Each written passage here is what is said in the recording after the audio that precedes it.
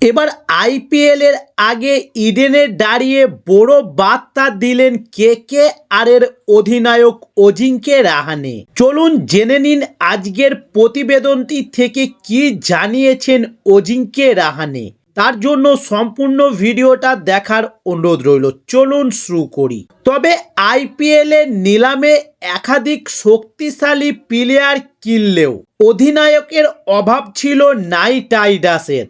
এরপর শেষ মুহূর্তে অভিজ্ঞ অজিঙ্কে রাহানেকে দলে নেয় কেকেআর। মাত্র 1.5 কোটি টাকায় রাহানেকে দলে নেয় কেকেআর।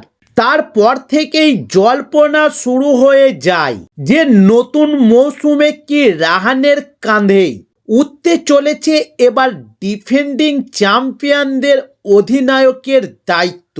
এরপর অনেক ক্রিকেট বিশেষজ্ঞ রাহানেকেই বেছে নিয়েছে যোগ্য অধিনায়ক হিসেবে।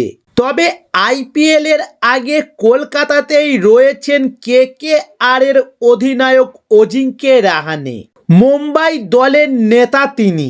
রঞ্জি ট্রফির কোয়ার্টার ফাইনাল ম্যাচ খেলতে ইডেনে পা রেখেই আবেগে ভাসলেন এবার রাহানে। সোশ্যাল মিডিয়া হ্যান্ডেলে ইডেনে দাঁড়িয়ে নিজের একটি ছবি শেয়ার করেছেন অজিঙ্কে রাহানে। তাতে ছোট্ট একটি বার্তা দিলেও তা গুরুত্বপূর্ণ বলে মনে করছে ক্রিকেট বিশেষজ্ঞরা।